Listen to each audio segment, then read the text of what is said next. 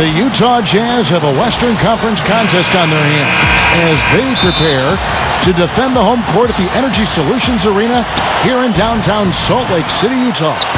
Well, before you look ahead to your busy week, sit down, relax, pull up a chair as we bring you another NBA broadcast. And thanks for sharing part of your weekend with us. Take a look at the Rockets. And Kevin, things really starting to get out of control for them. I mean, this losing streak is becoming an embarrassment, and it's only going to get worse if they don't figure out a way to stop it soon. Clark, the only thing that can do it, I think, are drastic changes. Either, altering the starting lineup, maybe looking for a trade.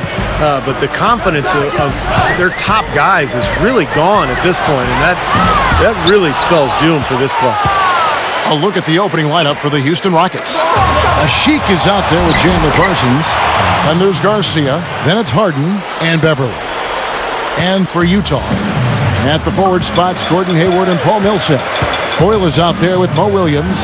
And it's Jefferson in at the center, filling out the middle. Rebound by Garcia. So for the Jazz, their last game a loss to the Grizzlies in Memphis. Beverly. And it's blocked. And out of bounds as the Rockets gain possession. Mo Williams, a former second-round pick out of Alabama. He's had a really nice career when you think about it. Excellent shooter. So he's pretty good from mid-range and beyond.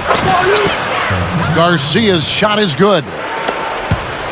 Garcia's got 6 points. Came off the screen and did what I call a right-now move, right to the rim. The defense had no time to recover. Millsap passes to Williams. Buries it from three-point range. And guys, you talk about a player like Mo Williams.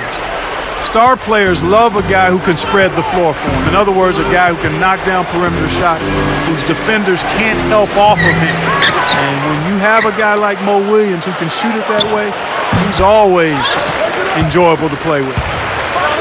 Harden inside the three-point line. Tough break there, shot after shot. They couldn't get anything to fall.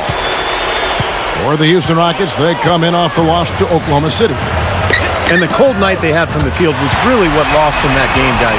Yeah, but there were some things they could have done to improve their percentage that they did not do, Steve. For example, better screens, better ball movement, crisper passes. I needed to see more of that.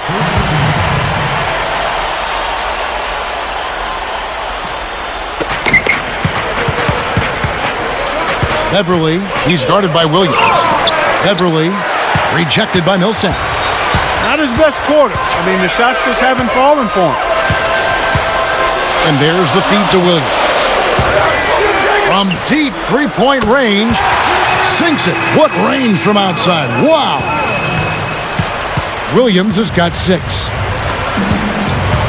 I tell you, the Jazz front office has done a really nice job in Utah. They drafted some excellent-looking young players in the last few years. Derek Favors, Cantor, Burks, Gordon Hayward. Yeah. And these are guys who have bright futures in the NBA, and it's just a matter of them growing together. That's right where they wanted to go with the ball on that possession. Now it's sent it over to Doris Burke, who was able to talk with Kevin McHale. And Kevin, I asked him what he thought would be a key factor for them coming into this game. And he said, well, our length and shot blocking should help. It gives offenses something to think about when they come inside the lane. And oftentimes, that tentativeness can be a game changer. Guys, every team in the league wants that interior presence, and he just explained one big reason why. Thanks, Doris. And given the scoring talent on the floor, defensive-mindedness definitely a key here, guys. Any thoughts? Well, I agree, Kevin. Playing sound defense has to be their focus. If they can win the battle at that end of the floor, I think they've got a great chance to win. Well, I agree, because if they don't do that, Steve, what happens at the other end isn't going to matter. It'll be futile.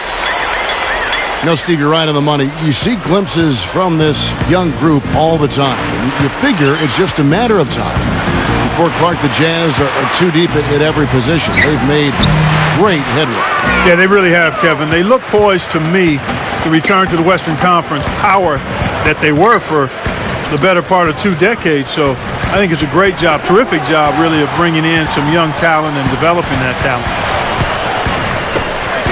Now, here is Foy, looking for his first bucket of the game. Jumps up. Millsap misses. Nice early advantage for them on the glass, guys. know, part of rebounding well early is just going after the ball and boxing out. I mean, establishing that tone so that you can maintain it later in the game. Garcia's shot is good. And at 4 or 5 now, a nice start. I mean, he looks ready to make an impact offensively. So far, so good. Here's Foy. Can't get it to go. Well, that's a low percentage shot right there. Yeah, it sure is. I mean, he's got to be thinking out there a little better. Make the pass in that situation. Don't force a bad shot. Outside Williams. Millsap left side. Here's Foy, and that's not going to go. So at the end of 1 quarter of play, still a close game. Rockets lead by 1. And we'll get things started in the second quarter when we return.